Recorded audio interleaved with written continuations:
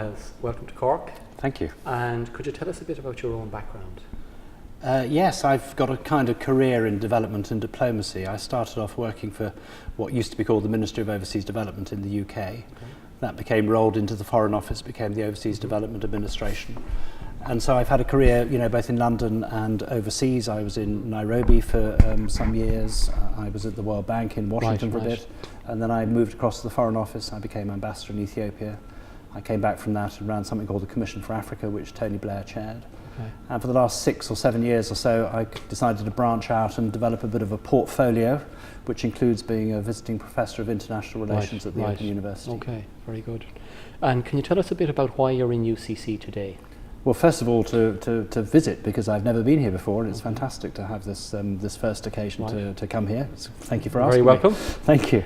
And the specific reason I'm coming is to spend a bit of the day with some of the staff in the Centre for Global Development, but very specifically to come and give a talk this evening on something which I've sort of made up, which is called Brave New World, and it's around international development and the new international context for that, because the world's a very different place now from 10, 20, even 5 years ago, with new powers coming in and all with their own agendas.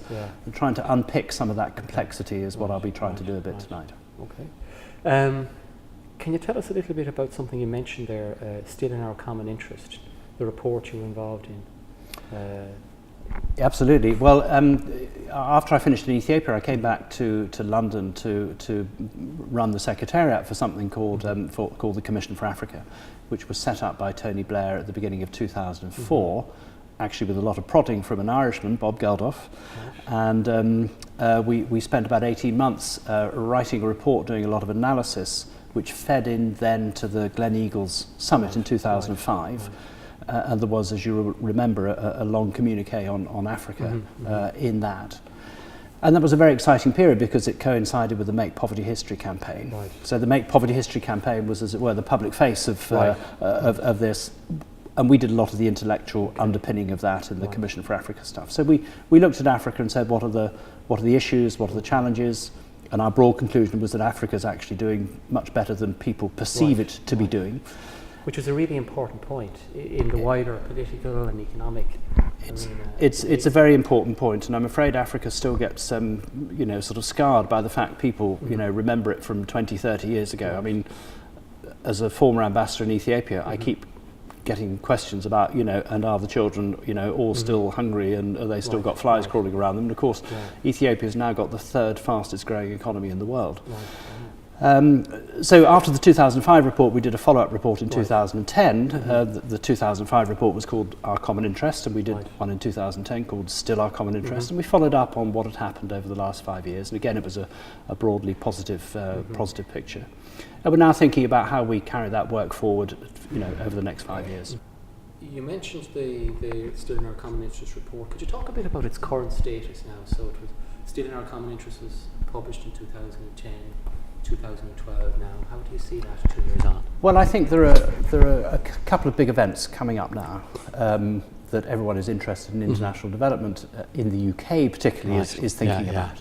The most important one of those is in 3 years' time, which is in 2015, when the UN and the whole world really will be reviewing progress against these targets called the Millennium Development Goals, which were established after the Millennium Summit in 2000. And they're about halving the proportion of people living in absolute poverty, about sort of health and education targets. So 2015 will be very important in reviewing progress against those and also thinking about what should be put in place beyond 2015. So there's some potential for the Commission for Africa to feed into that process. But in the nearer term, and as far as the UK is concerned, in 2013 we host the G8 summit, which will be the first one that the UK has hosted since Gleneagles in 2005. So there is at least an opportunity for the Commission to do some work which might then feed into that G8 summit. I mean, one of the points that struck me in looking over Still in Our Common Interest is that, and the report makes this very clear, that despite all the progress in Africa, in sub-Saharan Africa, none of the countries will really meet the Millennium Development Goals. And that seems to be one of the challenges, the real challenges. No country in sub-Saharan Africa will meet all the goals. All the goals. A number of countries will meet quite a lot of the goals. Okay. And if you look at Ethiopia, for example, it'll meet 5 or 6 of those targets. They're pretty stretched targets.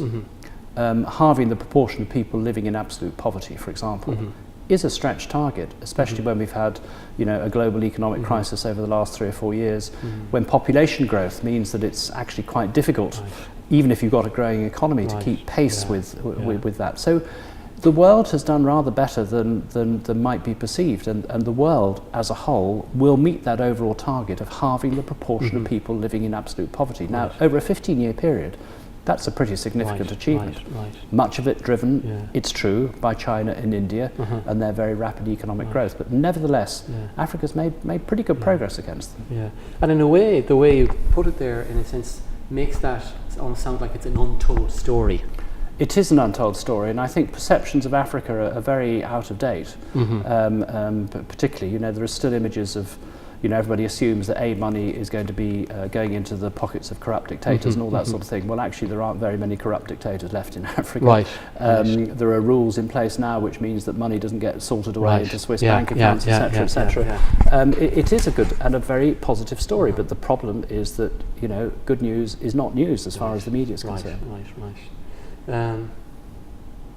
The title of this evening's talk is that it focuses around the changing face of aid and development.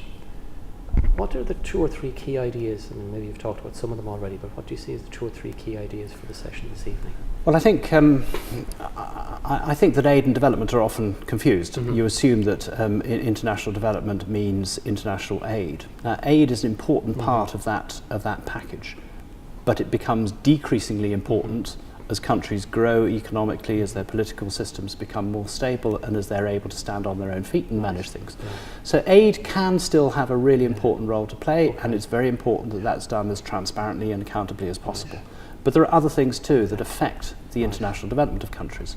For example, agricultural subsidies that we put in place that militate against agricultural growth in some of those countries, subsidising products. Every cow in the European Union is subsidised to the tune of $2.5 per day. That's twice as much as the poverty level in Africa. So something's not quite right there. And there are other things also that we do that, trade rules, trade regulations, putting bars on patents for medicines that prevent those things being widely available in Africa.